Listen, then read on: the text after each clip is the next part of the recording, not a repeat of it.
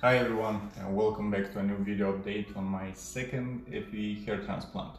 In this video you will see how my transplanted hair changed from one day to another during the first month. I will compare the same period versus my first hair transplant, except that I will share with you how I did cut my hair, and also I will try to answer to a few questions which I recently received by email. If you are new here, I will briefly try to summarize my hair loss journey for you. On a Norwood scale, I was number 4, which means that my temporal area, or these frontal corners, were forming a triangular shape, both sides, yeah. And hair loss in the vertex or crown here formed a completely bald spot or an island, how I used to call it. So I went to Turkey for a FUE hair transplant, where I got 4,800 grafts, according to the clinic, which I doubt, but yes. The final results of this procedure was not what I expected. If you want to see exactly why, check this video, probably here. After approximately 2 years from my procedure, I did a half-a-year experiment using minoxidil in combination with derma roller, which to my surprise had very good results, but unfortunately not good enough to cover completely my bald spots. If you want to see the experiment, again, click on this video on the right side somewhere. So here we are now after my second hair transplant of 4,500 grafts, which I did it also in Turkey, but at another clinic called Vera Clinic. I did an in-depth video of the whole experience, how it went there, so if you are interested, you can find it in the description of this video. Now, before we move to the day-by-day evolution, let's have a look together at one email which I got recently from Edward. In this email, let's open together. I guess that for some of the viewers this might be useful. In a nutshell, Edward wrote that he's in the similar situation as I am, where he already had his hair transplant and now he wants to go for a second one. As he stated here, he started researching the Saphire DHI Choi pen procedure versus standard FUE, and he says that these alternatives appears that have less trauma, more potential density, less probability of damaging existing grafts, and faster recovery, which I would agree. Before I will answer to his questions, I want to highlight again that I'm not a professional, if this was not obvious from the beginning, and everything what I say here, it's based purely on my own experience. Okay. First of all, let's quickly clarify what Choi pen means. This is almost identical with standard FUE, but the difference is that instead of opening the channels, then implanting the grafts, in this method the surgeon is using a special pen and makes incisions and insert grafts at once. So basically 2 steps combined in one, which at first might sound cool because there is no, but to me there is one big con here, which I clearly see. And this is related to the moment when the doctor is loading the pen with the graft. To me, this is just the risky process, which involves extra handling, and this can very easily damage the grafts. The grafts are really sensitive to all kind of manners. Yeah. Okay. On the other side, okay, there is the one advantage in that process, which is obviously this is way quicker. Now it's up to every individual to choose which one suits better. For me personally, I did already my choice, and this would be always FUE Saphire over Choi pen, even though this would mean to spend a few extra hours in the surgery. Yeah. I want to keep this video relatively short, so I will not go over all these questions from his email. I will just take a few more But if you want, or there is a specific questions you like to ask me, just feel free to contact me by email or just write it down in the comment section. Let's see. Let's move back to his question, which says, your new hairline looked solid before the second surgery. Did you touch it up? If so, how many grafts did you get just in the hairline area? In general, I'm satisfied with my hairline. Yes, the problem was in my crown. So the purpose of the second hair transplant was to cover this area. Nevertheless, I got around 200 grafts in the frontal area, but right after the hairline, so like 1 centimeter behind. I got like very few of them, 200 grafts.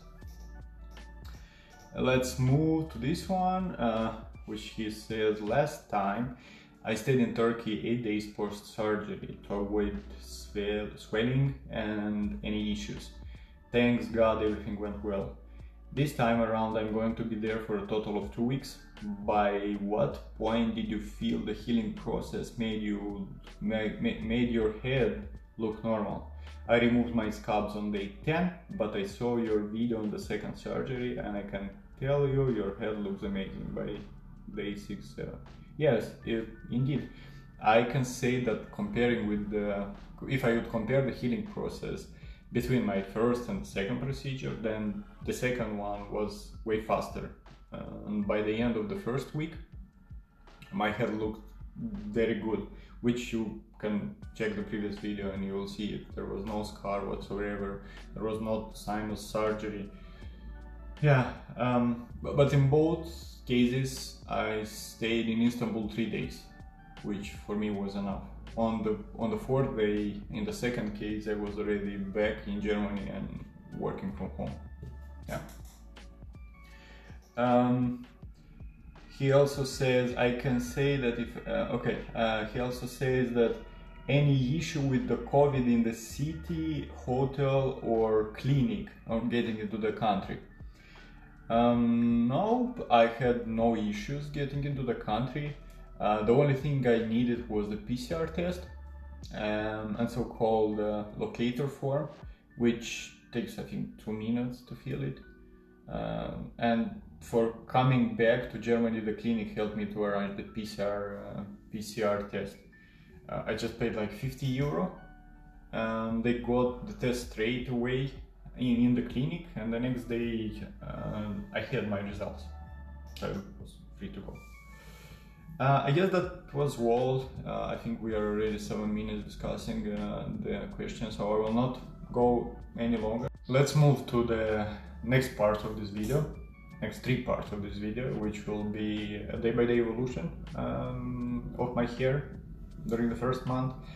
At the end of the first month I did cut my hair. I will also share it in a few seconds, and we will just compare at the end pictures between my first and the second hair transplant. And that's all. Enjoy!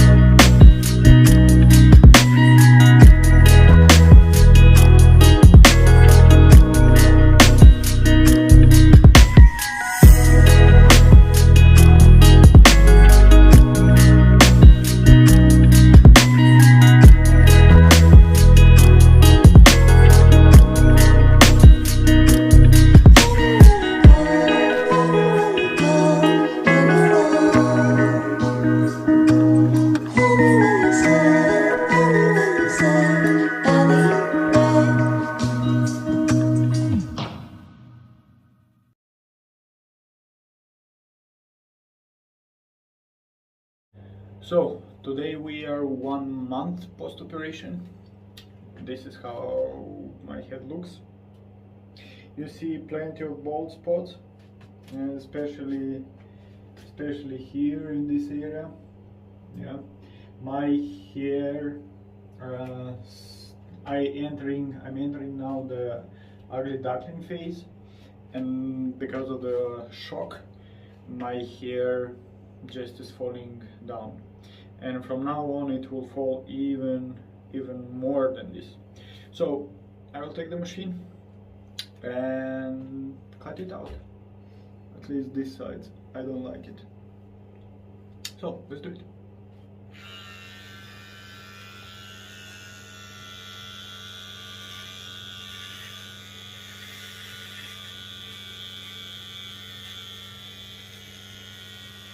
I'm trying to be really gentle, especially with this area. Here it's fine, the donor area, but on top I don't want to touch it. You see here also some pimples. Here, yeah. Let's cut it off.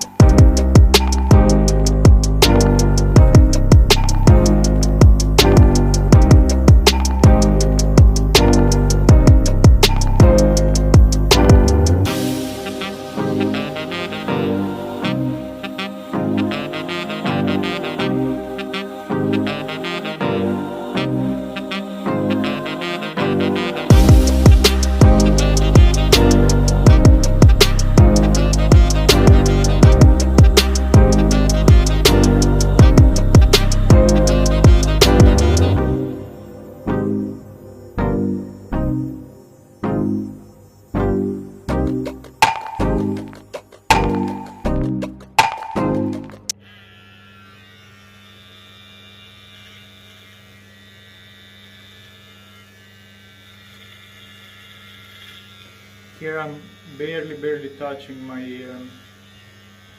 scalp, really slowly. No putting pressure at all.